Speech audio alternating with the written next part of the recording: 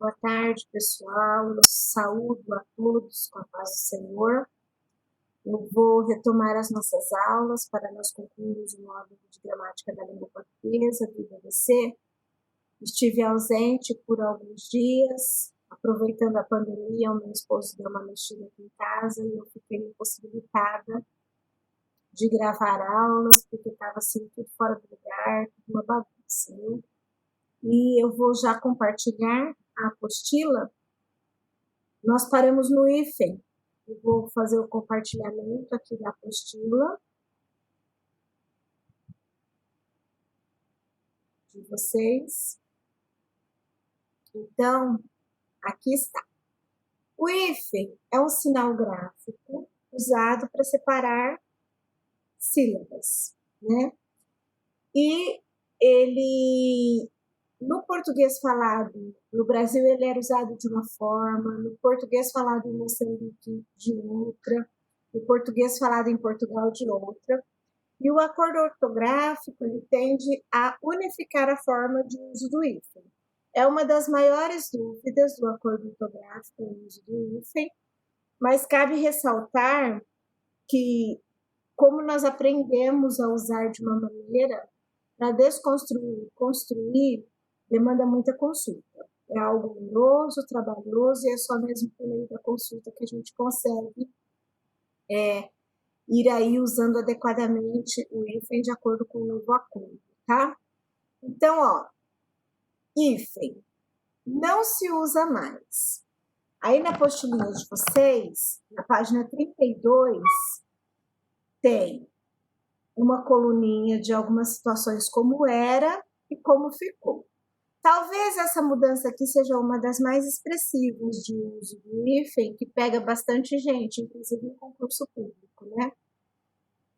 Então, ó, quando o prefixo termina em vogal e o segundo elemento começa com as consoantes S ou R, nesse caso, as consoantes devem ser duplicadas, como é a regra do uso do S com som sibilante, com som de C, o uso do R com som tônico, né, o Rá e não o Rá. Quando ele ocorre no meio de palavra, essas consoantes são duplicadas, quando estes sons ocorrem no meio das palavras. E é isso que passa a acontecer aqui. Então, antirreligioso, prefixo anti, eu tinha anti, hífen, religioso. Agora eu vou dobrar o R e escrever tudo junto, antirreligioso. Agora que eu estou começando a me acostumar, né? De início eu bati o olho e achava errado, estranho, porque nós tínhamos construído da maneira antiga. Então aqui, ó, a regra é essa.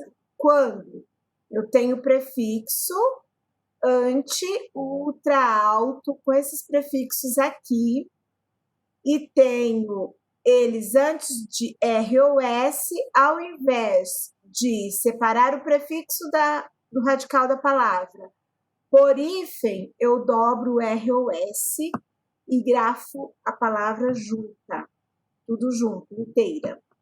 Observação, o hífen permanece quando o prefixo termina com R e a primeira letra do segundo elemento também é R. E é o caso do hiper, né?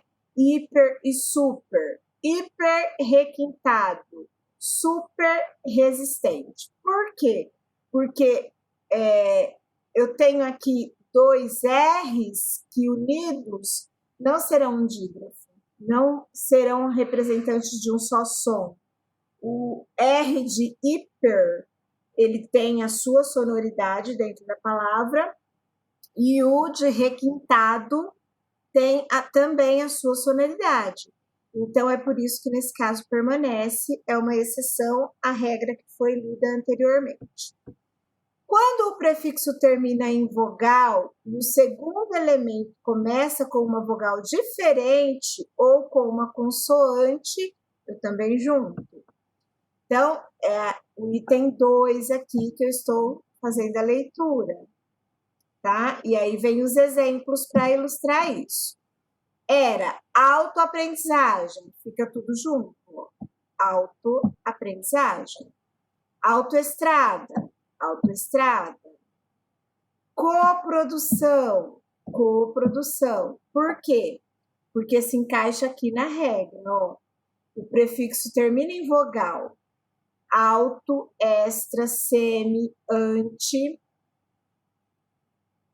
co, micro, pseudo, semi, ultra, todos terminam em vogal. E o próximo, segundo elemento que compõe a justaposição da palavra, ele começa com uma vogal diferente ou com uma consoante. Aí eu extingo o hífen e uno as palavras. Terceira regrinha. Em compostos que, pelo uso, perdeu-se a noção da composição. Então, olha aqui. Manda-chuva é um substantivo composto. Para-choque também é um substantivo composto. Para-lama, outro substantivo composto, tá? E aí, se perdeu o hífen, junta tudo. Manda-chuva, para-choque. Prosseguindo.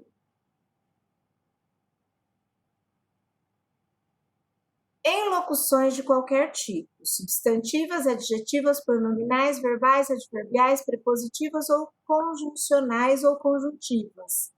Locução conjuntiva é mais recente do que a expressão locução conjuncional. O que é uma locução?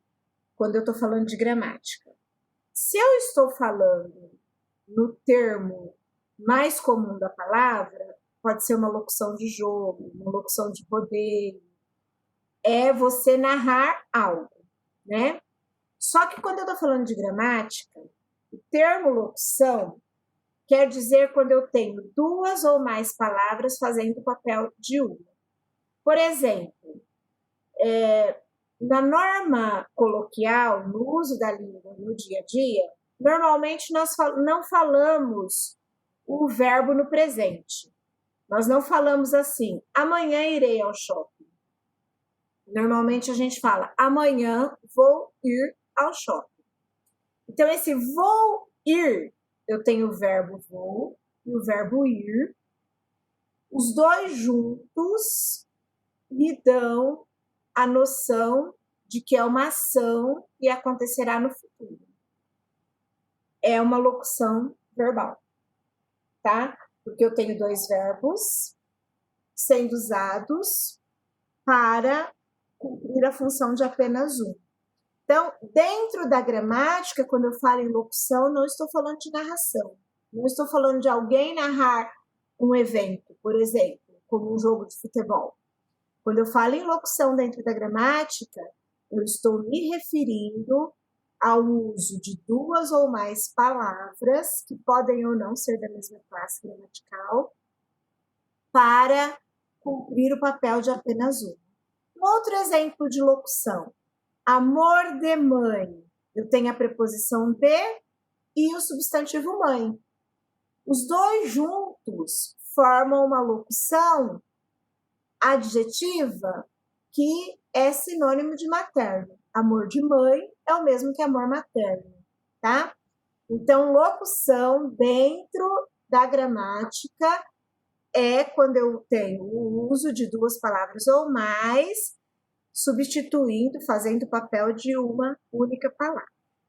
E aí a quarta regra aqui nos diz que em locução de qualquer tipo, pode ser locução que está fazendo o papel de substantivo, ou seja, nomeando, de adjetivo, dando qualidade, de pronome, substituindo, retomando, fazendo referência ao nome, de verbo, que expressa ação, estado, fenômeno natural, basicamente, né? Tem outros empregos do verbo, mas basicamente é isso. Adverbial da circunstância para o verbo. Prepositiva faz o papel de preposição, ou seja, introduz um outro termo. E conjuntiva faz o papel de ligação, relaciona orações, termos de uma mesma oração, assim como a preposição, né? A função da preposição e da conjunção é bem semelhante. Então, olha aqui, exemplos. Abaixo de, acerca de, à vontade, cão de guarda, café com leite, cartão de visita, cor de vinho, fim de semana, pão de mel, sala de jantar, entre outras. Então, em nenhuma dessas locuções eu tenho hífen.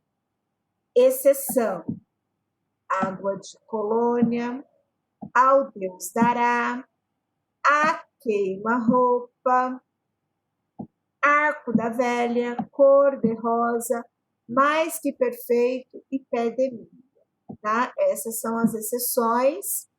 Por quê? Pé de meia, pé é substantivo, de é preposição, meia é substantivo. Literalmente, um pé de meia é uma das peças do parzinho de meia que eu uso para pôr no pé, para aquecer o pé. Mas aqui, juntinho assim, essa expressão idiomática, ela significa uma poupança, uma segurança, uma reserva financeira, tá? Então, nesse caso, tem. Agora aqui, continua se usando o hífen. Opa! Desculpe, continua se usando o hífen em palavras com prefixos. Usa-se sempre o hífen diante de palavras iniciadas pela letra H ou vogal igual a vogal final do prefixo. Então, vamos entender isso. Anti-higiênico. Ali na regra aqui em cima, ó, o anti,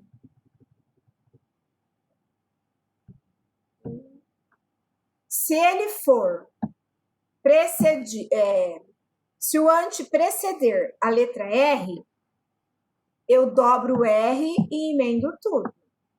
Mas isso só acontece com a letra RS. Se eu usar o anti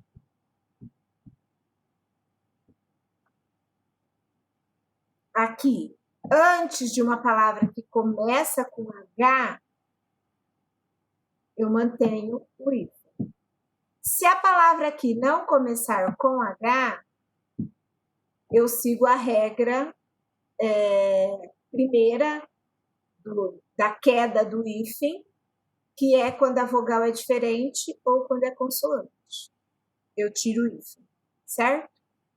Então, ó, anti-higiênico, co-herdeiro, mini-hotel, super-homem.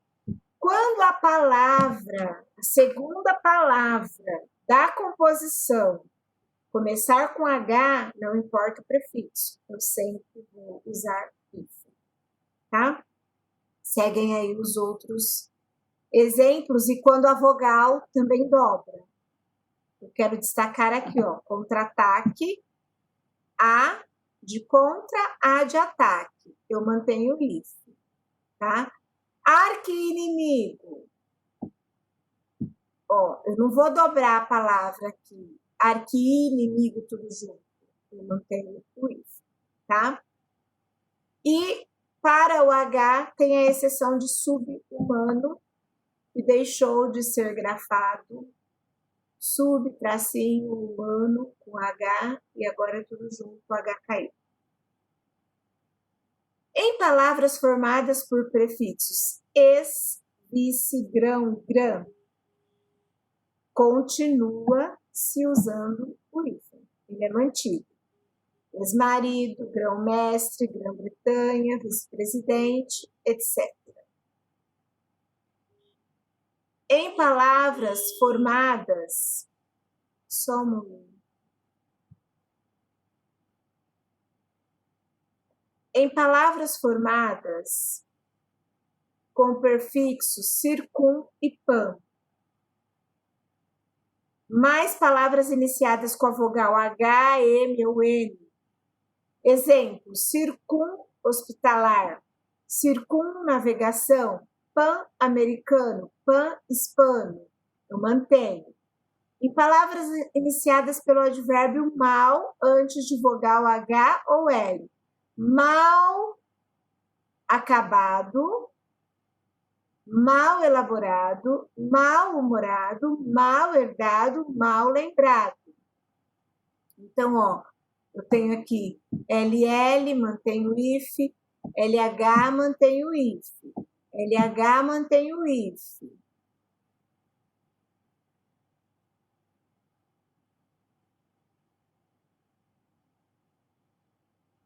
Em palavras iniciadas pelo advérbio bem, antes da vogal H. Bem-aventurado, bem-estar, bem-humorado, bem-criado, bem-falante, bem-mandado, bem-nascido, bem-visto. Em palavras formadas com prefixo pré, pró e pós também se mantém. Pós-graduação, pré-natal, pós-desarmamento. Aqui, bem-aventurado continua, bem-vindo continua. Sempre que eu usar o bem, continua. Então, aqui a redação, ó, teria que abarcar os outros casos, tá? Mas eu acredito que deu para entender. Eu irei encerrar esta gravação para o vídeo não ficar longo. Vou postar lá no canal e logo vou gravar outro e postar lá para nós fazermos o exame de língua portuguesa com consulta. Tenho certeza que todos serão aprovados.